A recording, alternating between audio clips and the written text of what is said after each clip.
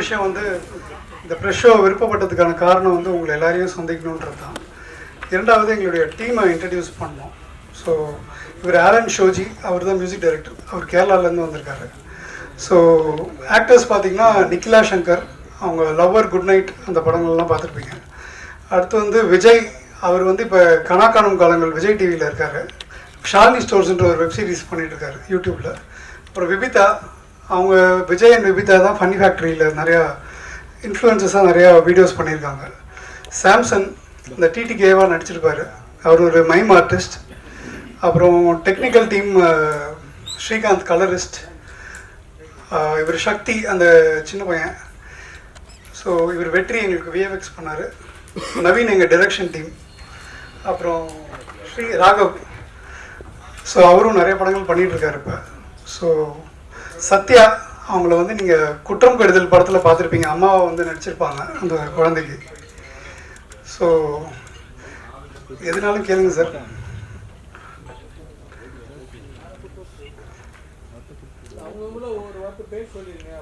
பேர் சொல்லட்டுமா? சரி, ஓகே.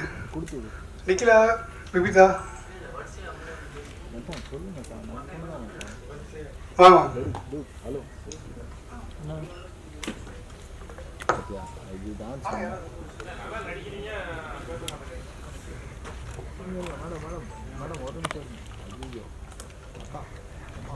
எல்லாருக்கும் வணக்கம்.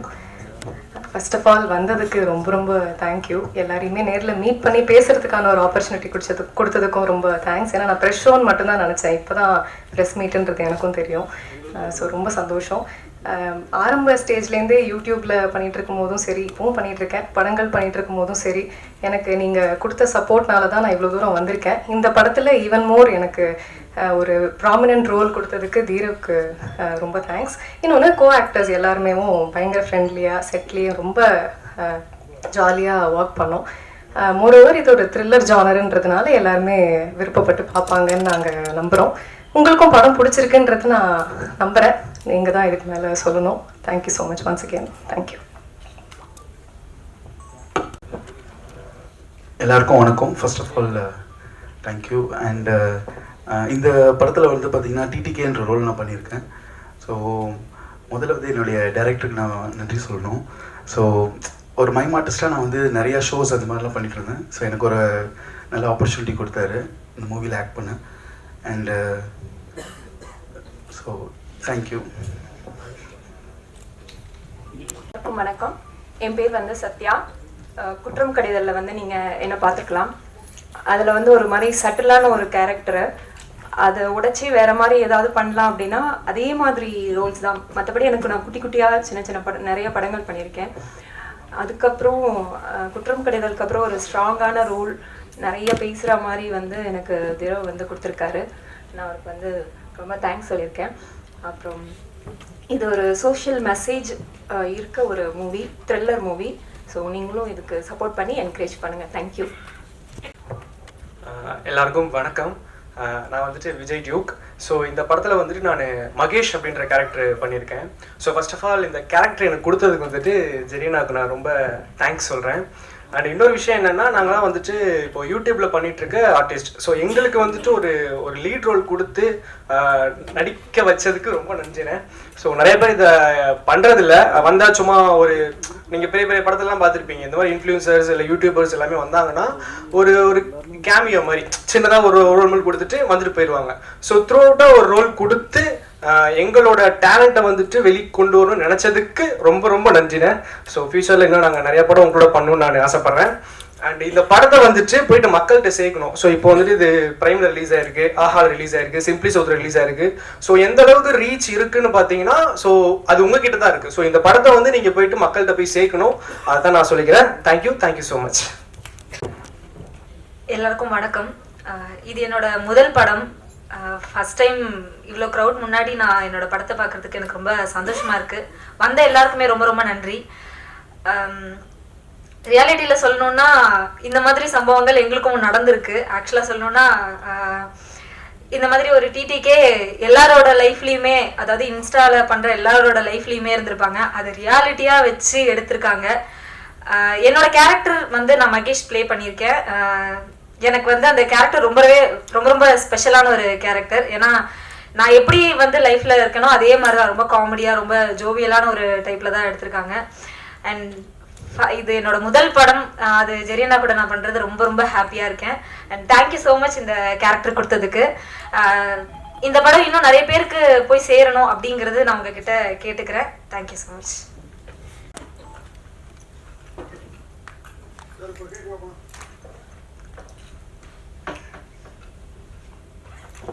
அண்ணன் கேட்டாலே கொஞ்சம் பார்த்துருவோம். என்ன இல்லை சார், கேட்டுட்டோம் சார். படம் நல்லா இருக்குது. ஆனால் எல்லா கேரக்டருமே, அதுலேயும் குறிப்பாக அந்த அம்மா கேரக்டர் ஜாஸ்தியாக கேட்டு வாங்கினீங்களா, ஜாஸ்தியாக நடிச்சிருக்க மாதிரி இருக்குது. ஏன்னா எங்களுக்கு படம் நல்லா இருக்குது, ஆனால் ஏதோ ஒரு சின்ன இரிட்டேஷன் ஃபீல் இருக்குது பக்கத்தில் இருந்தவங்க கூட. ஏன்னா நல்லா பண்ணியிருக்கீங்க, அந்த அம்மா கேரக்டர்லாம் கொஞ்சம் ஓவராக பண்ண மாதிரி தெரிஞ்சுது. அதை கேரக்டருக்கு அப்படி தேவைன்னு கேட்டு வாங்கினீங்களா இல்லை? ஆமாம் சார், இன்றைக்கி யூடியூபர்ஸாக இருக்கிறவங்க அவங்க பிம்பத்தில் எப்படி இருக்காங்களோ அதே மாதிரி ரியல் லைஃப்லேயும் இருக்கிறாங்க. அதை நான் பார்த்தனால தான் அந்த மாதிரி ஒரு கிராஃப் ரெடி பண்ணேன். படத்துலேயே அந்த மதுசூதனனும் அந்த போலீஸ் சப் இன்ஸ்பெக்டர் அவர் கேட்டோம், அவர் 2 பேரும் வரலையே, என்ன ஆச்சு? அவங்க ஊரில் இருக்காங்க சார், திருவண்ணாமலை. ரொம்ப நல்லா பண்ணியிருந்தாங்க 2 பேருமே. இவங்க இந்த லேடியும் அந்த அம்மாவும் கூட நல்லா தான் பண்ணியிருக்காங்க. கொஞ்சம் ஜாஸ்தி சாரி நீங்கள் தான் மதுசூதன் இல்லை அது கேரக்டர் உள்ளார போயிட்டேன், அந்த தாடி அந்த கெட்டப்பில். ஓகேவா, அது ஓகே. ஆனால் நீங்கள் அந்த பாத்ரூம்குள்ளே, எனக்கு அதுதான் நேரடியாக கேட்காம அடுத்தது வராது. இந்த பாத்ரூம்குள்ளார பபர மிட்டாய் சாப்பிட்டு இருக்கீங்களே, அது ஏன் அவர் இந்த மது சூது இதனால மனம் கொஞ்சம் தடுமாறினால அப்படி சார்? அவர் அடிக்ஷனோட எக்ஸ்ட்ரீம் ஸ்டேஜுக்கு போயிட்டார் சார். அவரால் அதுலேருந்து வெளியில் வர முடியல. ஸோ அவருடைய ரியாலிட்டியை தாண்டி அவர் ஃபேண்டசிலே இருக்கார். ஸோ ரியாலிட்டியில் ஒய்ஃப் சில்ட்ரன் அப்படி இதை நாம் பார்த்த மனிதர்கள் தான். ரொம்ப ஈஸியாக போய் சொல்லுவாங்க காசு கேட்குறதுக்கு. அது உண்மை என்னன்னு எங்களுக்கு தெரியும், ஆனால் அவங்க தெரிஞ்சவங்ககிட்டே நம்ப வைப்பாங்க அது உண்மை மாதிரி. ஸோ அப்படி ஒரு ஃபேண்டசி வேர்ல்டில் இருக்கிற மனுஷன் வந்து அவருக்குன்னே ஒரு கிராஃப் கொடுத்துருக்காரு அவரை பற்றி. நானும் கொஞ்ச நாள் சூது அதெல்லாம் இருந்திருக்கேன். நீங்கள் அந்த கேரக்டர் ரொம்ப பாதிச்சுதுன்னு கரெக்டாக பண்ணியிருக்கீங்க. நல்லா இருக்கு. ஏ சார்? இல்லை சார், அதான் இப்போ இந்த படம்க்கான காரணம் என்னன்னா சார், வெப்பம் குளிர் மழை ஒரு படம் பண்ணியிருந்தேன் இல்லையா, அதுக்கு முன்னாடி கிஷோர் சார் வச்சு ஒரு படம் பண்ணியிருந்தேன். அது கோவிட்னால நிறையா டிலேஸ் ஆகி அதுக்கப்புறம் தேட்டர் இல்லாமல் இருந்துச்சு. அப்புறமா வெப்பம் குளிர் மழை பண்ணேன். என்னென்னா ஒரு ரொம்ப வருஷமாக வந்து ஒரு கிரியேட்டராக ஆடியன்ஸை சந்திக்கவே முடியாத ஒரு சூழல் இருந்துச்சு சார். ஸோ அப்போ வந்து ஒரு கம்மி பட்ஜெட்டில் ஒரு படம் பண்ணணும், ஆடியன்ஸையும் கொஞ்சம் என்கேஜ் ஆகிற மாதிரி பண்ணணும், அது எப்படி தேட்டர் வரலனாலும் பரவாயில்ல அப்படின்ற ஒரு டெசிஷனில் எடுத்த படம் தான் இது. ஸோ தேட்டர் கிடச்சிதுன்னா ஓகே, இல்லைன்னா பரவாயில்ல. ஏன்னா அது ஒரு கிரியேட்டராக எனக்குள்ள ஒரு வழி இருந்துச்சு சார். என்னென்னா நிறையா பண்ணிட்டேன், ஆனால் ஆடியன்ஸை சந்திக்கவே முடியல என்னால் அப்படின்ட்டு இது ஒரு அந்த ஒரு மனநிலையில் எடுத்த ஒரு படம் தான். அப்படி எது எடுக்கலான்னும் போது நான் சத்தியமாக உண்மையாக சொல்கிறேன், அடல்ட் காமெடி எடுக்கலான்னு தான் நான் ஆசைப்பட்டேன். ஏன்னா எதோ ஒன்று வித்தாகணுன்றது எனக்கு தெரிஞ்சு போச்சுங்க. மெசேஜ் எல்லாம் பேசிக்கிட்டு அப்படி இல்லாமல் எதோ ஒன்று விற்கணும் ஆடியன்ஸ்ன்றது தெரிஞ்சு போச்சு. சரி, அடல்ட் காமெடி ஒன்று பண்ணிடலாம், டக்குன்னு ரீச் ஆயிரும் அப்படின்ற மாதிரியான ஒரு மனநிலைக்கு போயிட்டேன் நான். ஆனால் ஏதோ ஒன்று உள்ளே ஒத்துக்கலை. அப்படி ஒத்துக்காத ஒரு சமயத்தில் தோணின ஒரு கதை, இன்றைக்கி என்னை சுற்றி நடக்கிற மனிதர்கள் அவங்க என்ன மாதிரி ஒரு வாழ்க்கையை வாழ்ந்துட்டு இருக்காங்கன்றதை உத்து கவனிக்கும் போது எனக்கு இந்த டோப்பமைன் தோணுச்சு. என்னென்னா டோப்பமைன்றது ஒரு ரொம்ப ஹாப்பியான ஹார்மோன், அது நம்மளுக்கு ரொம்ப தேவையான ஒரு ஹார்மோனு. ஆனால் நம்ம இன்றைக்கி காலகட்டத்தில் இன்றைக்கி சமுதாயத்தில் அதை ரொம்ப அப்யூஸ் பண்ணிகிட்டு இருக்கோம். முக்கியமாக மொபைல் ஃபோன்ஸில் அதை ரொம்பவே அப்யூஸ் பண்ணிகிட்டு இருக்கோம். அதை நான் எங்கள் வீட்டிலேயே பார்க்குறேன். என்னுடைய குழந்தைகள், இன்ஃபேக்ட் அந்த கேரக்டர், அந்த குழந்தை வந்து என்னுடைய பையன் அவங்க அம்மா கிட்ட பேசுகிற தோரணையிலேருந்து எல்லாமே மாறுது. அந்த ஃபோனை நீங்கள் ஒன்றும் இல்லை, குழந்தைகிட்ட இருந்து ஃபோனை ஒரு 2 hours பிடிங்கி வச்சுக்கிட்டிங்கன்னா அவங்களோட குணாதிசயம், அவங்களுடைய மனநிலை எல்லாமே மாறி இருக்கு. அவங்க ரொம்ப ஒரு மாதிரி வெறித்தனமாக ஆரம்பிச்சிட்டாங்க. இன்னொன்று, ஒரு கிரேட் ரிசர்ச்சர் ஒருத்தர் அவருடைய இன்டர்வியூ பார்த்தேன். அவர் வந்து 19 வயசு 18-19 வயசு வரைக்கும் மொபைல் ஃபோன் ஆக்சஸே கொடுக்காதீங்க அப்படின்றாரு. ஏன்னா மொபைல் ஃபோனுன்றது it's just not a phone, அது ஒரு கதவு. இந்த உலகத்துக்கு நீங்கள் உங்கள் குழந்தைங்களை திறந்து விட்றீங்க. அது எப்படிப்பட்ட உலகம்னு உங்களுக்கும் தெரியும், எனக்கும் தெரியும். தெரிஞ்சே நீங்கள் உங்கள் குழந்தைங்கள அந்த உலகத்துக்குள்ளே அலோவ் பண்ணுறீங்க, அது உங்களுடைய தவறு தான் அப்படின்ற மாதிரி சொல்கிறார். ஸோ இதில் நான் போனோகிராஃபியும் காட்டியிருந்தேன். போனோகிராஃபி அடல்ட்டாக இருக்கும் போது அது வேறையாக இருக்குது சார். இன்றைக்கி ஸ்கூல் பசங்க அது பார்க்கும்போது அது மிக பிரச்சனையாக இருக்குது. ஏன் அப்படின்னா அந்த போனோகிராஃபிலேயே வந்து அம்மாவோட அக்காவோட தங்கச்சியோடன்ற டைட்டிலோடய தான் வருது அப்படின்றப்ப அதை பார்க்குற ஒரு 5th ஸ்டாண்டர்ட் பையனோ 6th ஸ்டாண்டர்ட் பையனோ ரொம்ப ஈஸியாக பாதிக்கப்பட்டுறான். அதனால் அவனுக்கு அதில் இருக்கிற அந்த அந்த அவனுடைய உளவியல் ரீதியாக அவனுடைய உடல் கூறுகள் மட்டும்தான் தெரியுதே தவிர அவனுக்கு அதை தாண்டியான சொந்த பந்தங்கள் இதெல்லாம் அவன் மறந்துடுறான். ஸோ இது வந்து மிகப்பெரிய ஒரு சொசைட்டி ஒரு த்ரெட்டாக இருக்குது. இந்த த்ரெட் வந்து ரொம்ப மைன்யூட் லைனில் இருக்குது சார். பின்னாடி ரொம்ப மெல்லிஸான ஒரு கோட்டில் இருக்கிறதுனால இதை கண்டே பிடிக்க முடியாது. இப்படி ஒரு சரக்கு அடிக்கிறான் ஒருத்தன், அதுவுமே ஒரு அடிக்ஷன் தான். ஸோ டோபமைன்றது ஹாப்பியாக இருக்கும் போது நம்ம அதை ஃபீல் பண்ணுறோம், அதை திருப்பி பண்ணணும். சரக்கு அடிக்கிறான், தம் அடிக்கிறான், இதெல்லாம் தனிப்பட்ட மனிதர்களுடைய இடத்துக்கு போயிடுது. ஆனால் இன்றைக்கி மொபைல் ஃபோனுன்றது ஒரு சமுதாயத்தையே ஒரு சிக்கலுக்குள்ளே உண்டாக்குது. நான் ரொம்ப வருத்தப்பட்டது என்னென்னா சார், நான் எப்பயுமே ஆக்சிடென்ட் யாருக்காவது ஆயிடுச்சு அப்படின்னா முதல்ல போய் தூக்கிட்டு ஆம்புலன்ஸுக்கு ஃபோன் பண்ணி கடைசி வரைக்கும் நிற்பேன். அவங்க ஃபேமிலியிலேருந்து யாராவது வர வரைக்கும் நிற்பேன். அதுக்கு பல எக்ஸாம்பிள் என் லைஃப்பில் இருக்குது. ஈசிஆர் போகிறப்ப ஒரு தடவை ஒரு பையன் வந்து ஸ்பைன் உடஞ்சி பெண்டாகி படுத்திருந்தான். ஸோ கூட்டிகிட்டு போய் பாண்டிச்சேரியிலேருந்து அவங்க வீட்டில் வந்து ஆம்புலன்ஸில் ஏற்றி அது வரைக்கும் வெயிட் பண்ணோம். பெரம்பூர் கிட்ட ஒரு பையன் வந்து ட்ரெயினில் அடிப்பட்டு கை போயிடுச்சு. ஸோ இப்படிப்பட்ட ஆள் நான் எனக்கு இன்றைக்கி ஆக்சிடென்ட் ஆனாலே ஃபஸ்ட்டு ஃபோனை தான் சார் எடுக்கிறாங்க. அதுலேருந்து என்ன அவங்களுக்கு அவங்க இன்ஸ்டாகிராம்லேயோ அதுலேயோ ஒன்று போட்டுட்டு அது மூலிமா அவங்க பேஜுக்கு ஒரு ஹிட்ஸ் வரணும்னு ஆசைப்படுறாங்களே தவிர மனிதம் செத்து போச்சு சார். அது எனக்கு ஒரு மிகப்பெரிய வருத்தமாக இருந்துச்சு. ஸோ இந்த கதையை நான் எவ்வளோ சுவாரஸ்யமாக சொல்கிறேன், இதை வந்து வணிக ரீதியாக வெற்றி பண்ணுறன்றதெல்லாம் தாண்டி ஆடியன்ஸ் எங்கேயோ போய் நான் டச் பண்ணணும். அது இந்த ஒரு தருணமாக இருக்கணும், இது ஒரு அவேர்னஸ்ன்னு கூட வச்சுக்கோங்களேன். இன்றைக்கி இதை வந்து மக்கள்கிட்ட பேசியே ஆகணுன்ற ஒரு முடிவெடுத்து பண்ண படம் தான் டோபமைன். ஸோ இதில் எனக்கு சேலஞ்சஸ்ன்னு பார்த்தீங்கன்னா ஃபினான்ஷியலாக பட்ஜெட் என்கிட்ட இல்லை. ஸோ இருந்ததை வச்சு நான் எவ்வளோ மேக்ஸிமம் பண்ண முடியுமோ அதை நான் பண்ணியிருக்கேன். அந்த ப்ரொடக்ஷன் வேல்யூ அது கம்மியாக இருக்குன்றதுனால தேட்டருக்கான பாசிபிலிட்டிஸும் இல்லைன்னு எனக்கு முடிச்சவனையும் தெரிஞ்சு போச்சு. ஏன்னா இன்றைக்கி நல்ல ப்ரொடக்ஷன் வேல்யூ இருக்கிற படங்களே ரொம்ப தடுமாறிட்டு இருக்காங்க. இன்ஃபேக்ட் நேற்று வந்து நந்தன் படத்தில் சசிகுமார் சார் வந்து இறங்கி எல்லாத்தையும் வந்து போய் படம் பார்க்குறீங்களான்னும் போதே அவர் வந்து சுப்பிரமணியபுரத்துலேருந்து லான்ச் ஆகி அவ்வளோ பெரிய ஆர்டிஸ்ட்டு இன்றைக்கி வந்து படம் பாருங்க அப்படின்ற ஒரு கேட்குற இடத்துல இருக்காரு. அப்படின்றப்ப ஏதோ ஒரு ஒரு ஒரு சமுதாய மாற்றம் இருக்குது சார். சினிமாவிலேருந்து அடுத்த கட்டத்துக்கு ஏதோ ஒரு நகர்தல் இருந்துக்கிட்டே இருக்குது. அதை புரிஞ்சுக்கணும் நம்ம. ஆனால் அதை எப்படி புரிஞ்சுக்கிறதுன்ற ஒரு கன்ஃபியூஷனில் இருக்கிற ஜென்ரேஷனாக இப்போ இருக்கிற ஃபில்ம் மேக்கர்ஸ் எல்லாருமே இருக்கிறாங்க. இப்போ யாருக்கு படம் பண்ணணும், எங்கே படம் பண்ணணுன்றதுல ஒரு மிகப்பெரிய குழப்பம் இருக்குது. அதை நோக்கி போயிட்டுருக்கோம் சார், அதை நோக்கி நகர்ந்துட்டுருக்கோம். ஸோ அப்போ ஓடிடியில் எனக்கு ஒரு ஆப்ஷன் வந்தோடனே நான் சரி ஓகேன்ற மாதிரி தான் இருந்தேனே தவிர அதை தாண்டி அது ஒன்றுமே இல்லை சார். ஏன்னா இப்போ நான் தேட்டருக்குன்னு போனோன்னா அதுக்கு ஒரு செலவு இருக்குது. அது கண்டிப்பாக என்னால் ரெக்கவரே பண்ண முடியாது, ஒன்றுமே வராது எனக்கு. ஸோ அது பிரயோஜனமே இருக்காது சார். மிஞ்சி போனால் எனக்கு 35 தேட்டர் கொடுப்பாங்க, 40 தேட்டர் கொடுப்பாங்க. அதுவுமே ஷோஸ் நான் கெஞ்சணும் ஒரு ஷோ எக்ஸ்ட்ரா வைங்கன்ட்டு. அந்த ப்ராசஸே வேஸ்ட்டாக நான் பார்க்குறேன்.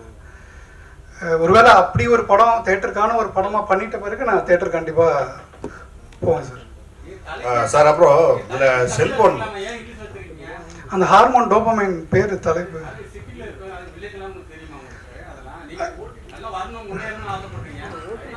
இல்லை சார். நம்ம தமிழ் மக்கள் எப்பயுமே ஆங்கில வார்த்தையில் ரொம்ப சுலபமாக புரிஞ்சுப்பாங்க சார். நீங்கள் பார்த்தீங்கன்னாலே அந்த காலத்துலேருந்து இன்ஃபேக்ட் வட சென்னையில் பேசுகிற பல வார்த்தைகளில் ஆங்கிலம் கலந்து தான் இருக்கும்.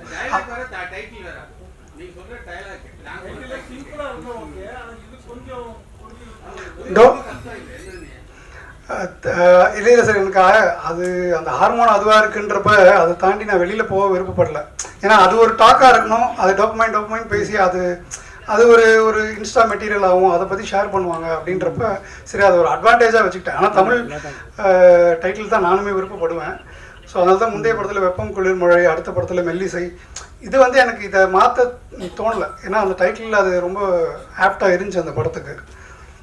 ஸோ முக்கியமாக சார் ஒரு கேள்வி கூட அமேசான் பிரைம் சொல்லுங்கள் சார். சார் அந்த படத்தில் செல்ஃபோன் ஒழுக்கணும், செல்ஃபோனை முக்கியமாக ஒழுக்கணுன்ற மாதிரி எங்களை தான் அது பேசுகிறீங்க இல்லையா சார்? செல்ஃபோன் அதனால தான் இவ்வளோ பிரச்சனைகள் வருது அப்படின்னு சொல்கிறீங்க. அதில் என்ன நீங்கள் கான்செப்ட் செல்ஃபோனே முழுசாக ஒழிச்சிடலாமா, இல்லை யூடியூப் ஒழிக்கணுமா, என்ன சொல்ல வரீங்க அதில் நீங்கள்? அது தவிர இந்த படத்தை வந்து அமேசான் பிரைமில் சொல்லியிருந்தீங்க. அவர் சொல்லும்போது ஆஹாலோட சேர்த்து சொல்லியிருந்தாரு. அப்போ எத்தனை இதில் ஓடிடி ரிலீஸ் ஆகுதுதான் சொல்லுவோம். சார் உங்கள் முதல் கேள்விக்கு சார் ஒழிக்கணும்னு சொல்கிறது சார், இங்கே எதுவுமே ஒழிக்க முடியாது சார். ஆனால் கட்டுப்பாடு கண்டிப்பாக வேணும் சார். இன்றைக்கி மொபைல் ஃபோனுக்கு அதில் வர கண்டென்ட்டுக்கு கண்டிப்பாக ஒரு கட்டுப்பாடு வேணும் சார். நான் ரொம்ப சிம்பிளாக கேட்குறேன் சார். இதில் வந்து எனக்கு சென்சார் சர்டிஃபிகேட்டுக்காக பல வார்த்தைகள் வந்து மியூட் செய்யப்பட்டது சார். பல வார்த்தைகள், பல சீன்ஸ் வந்து எடுக்கப்பட்டுச்சு. இதெல்லாமே இருந்துச்சு. என்ன அப்படின்னா இது பொது ஜனத்துக்கு போய் இது அப்படியே சேரக்கூடாது, குழந்தைங்க பார்ப்பாங்க.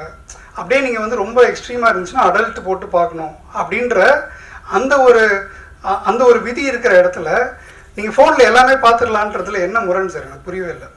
நீங்கள் உங்களுக்கு தேட்டரில் போய் குழந்தைங்களோட ஃபேமிலியோட இதுதான் பார்க்கணும் இதுதான் பார்க்கக்கூடாதுன்றதுக்கு ஒரு சென்சார் போர்டு இருக்குது, யூ இருக்குது, U/A இருக்குது, வெறும் அடல்ட் கண்டென்ட் இருக்குது. இப்படின்ற ஒரு பாகுபாடு இருக்கும்போது இது எல்லாம் தாண்டி நீங்கள் நிர்வாணமாகவே ஒருத்தவங்களை ஃபோனில் பார்க்கலான்றதுக்கு கட்டுப்பாடே இல்லைன்றதுல இது என்ன முரண் சார்? எனக்கு புரியவே இல்லை. ஸோ இந்த முரண் தான் மாறணுன்ற நான் இதுக்கு கண்டிப்பாக ஒரு கட்டுப்பாடு தேவை சார். யார் யார் கையில் என்னென்ன செகண்ட் ஸ்டாண்டர்ட் பையன் கையில் ஃபோன் ஸ்வைப் பண்ணிகிட்டு இருக்கும்போது அடல்ட் கண்டென்ட் வருது சார். இதுக்கு என்ன கட்டுப்பாடு சார்? இது கட்டுப்பாடே இல்லையே. அவனுடைய புரிதல் என்ன, அவன் பார்க்குற விதங்கள் என்ன. இன்றைக்கி நம்ம வந்து ரேப் பற்றி நிறையா பேசுகிறோம். இன்றைக்கி வந்து சமுதாயத்தில் ஒரு ரேப் நடக்குதுன்னா அது ரொம்ப கொடூரமான விதமாக நடக்குது அப்படின்னா அவன் யாருன்றதே அவன் மறக்கிறதுனால தான் அது அப்படி நடக்குது. எதிரில் இருக்கிறவங்க ரத்தமும் தசையுமான ஒரு மனிதர்ன்றதையே மறந்து அவனுடைய ஃபேண்டசி வேர்ல்டில் என்னென்ன தோணுதோ அதெல்லாம் செய்யணும்னு நினைக்கிற அந்த ஒரு சித்தாந்தம் அவன் மண்டையில் ஏறிக்கிட்டதுனால தான் ஆழமாக அவன் அதை அவ்வளோ கொடூரமாக பண்ணுறான்.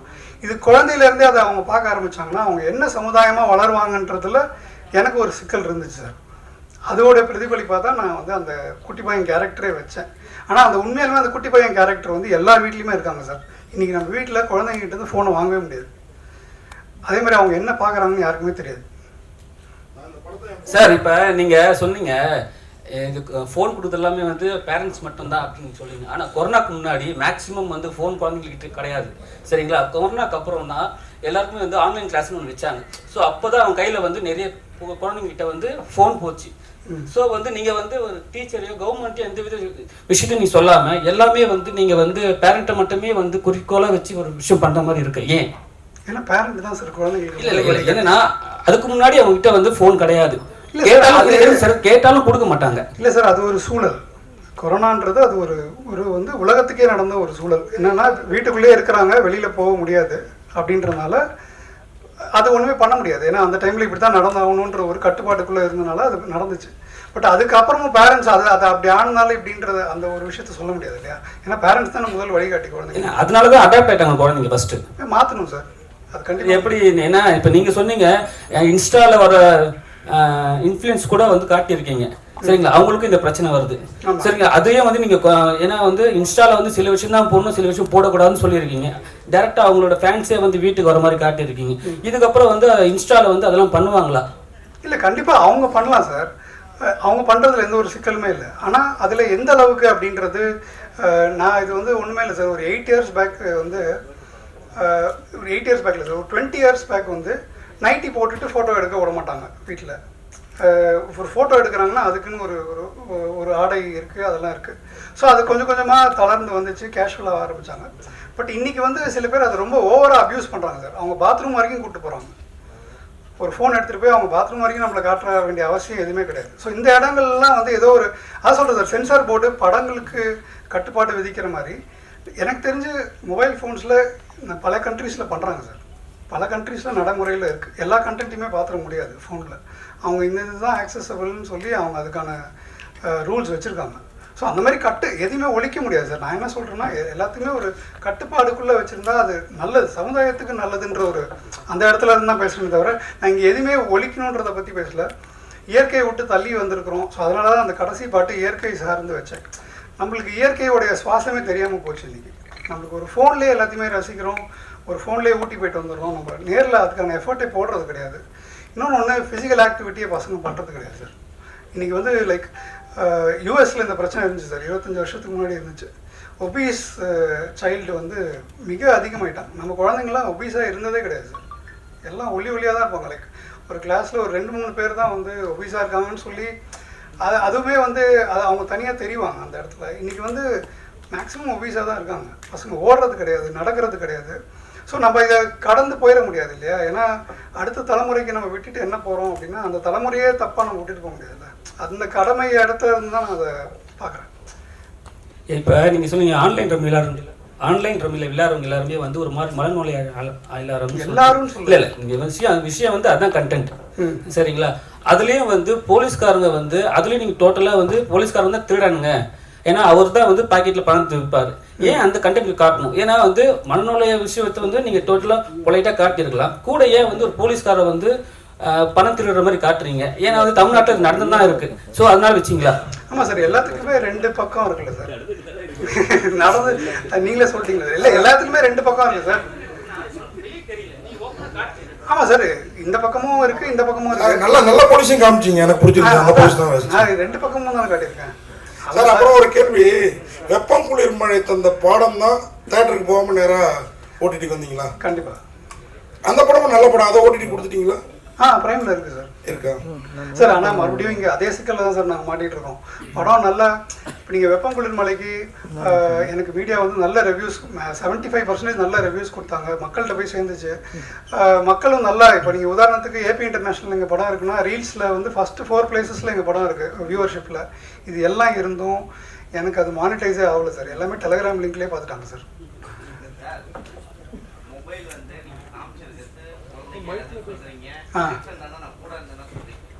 ஒரு காலத்துல ஆக்சிடென்ட் ஆச்சுன்னா பல மணி நேரத்துக்கு அப்புறம் தான் ஆம்புலன்ஸே வரும். அந்த இடத்துல தகவல் கேட்டதுக்கு அப்புறம் தான். மொபைல் வந்ததுக்கு அப்புறம் தான் அடுத்த செகண்ட் வர ஆரம்பிச்சிருக்கு. மொபைல் வந்து டெக்னாலஜி வளர்ச்சியில இப்போ குழந்தைங்க உலகத்தையே பார்க்க ஆரம்பிச்சிட்டாங்க. Correct sir. ஒரு பான் வீடியோ நீங்க பார்த்தா மட்டும் தான் எனக்கு வரும், குழந்தைக்கு டைரக்டெல்லாம் வராது. குழந்தைக்கு என்ன சொல்லி கொடுக்குமோ அதுதான் நம்ம சார். நான் அவங்க அப்பாவுக்கு தான் சொல்கிறேன், அவங்க அப்பா அம்மாவுக்கு தான் சொல்கிறேன். அதான் சொல்ல வரேன். மொபைல்ல நிறைய பான் வீடியோலாம் வருது, தடுக்கணும். ஆமாம் சார், இப்போ அப்பா பார்த்துட்டாரு. ஆமாம் சார், அதுதான் நானும் சொல்கிறேன். அப்பா பார்த்துட்டாரு, பார்த்துட்டு க்ளோஸ் பண்ணிட்டு போயிட்டாரு. பையன் அதை எடுத்து ஸ்வைப் பண்ணுறப்ப அவனுக்கு சஜஷனில் வரதானே செய்யுது. அதே மாதிரி நான் வந்து ஆம்புலன்ஸில் நீங்கள் சொல்கிற மாதிரி ஆம்புலன்ஸில் நான் இப்போ மொபைல் ஃபோன் வேணானே சொல்ல சார். எது தேவையோ அதை எடுத்துக்கணும், எது தேவையற்றதோ அதை ஒதுக்கி வச்சிடணுன்ற இடத்துல இருந்து நான் பேசுகிறேன் சார். ஒரு கிரியேட்டராக கண்டிப்பாக தேவை சார். தகவல் தொடர்பு கண்டிப்பாக தேவை. இன்ஃபர்மேஷன் டெக்னாலஜி ஈராவில் நம்ம இருந்துட்டு அதை தவிர்க்க முடியாது. ஆனால் எது தேவை எது தேவையில்லையான்ற அந்த ஒரு அவேர்னஸ் நம்மளுக்கு இருக்கணுன்ற இடத்துல இருந்தால் ஒரு கிரியேட்டராக நான் வேணான்னு ஒரு விஷயத்த சொல்லவே முடியாது சார். இது தேவை இது தேவையில்லை, அது எதுன்ற இடத்துல இருந்தால் நான் சொல்ல முடியும். தேங்க்யூ. இல்லை இப்போ பிகாஸ்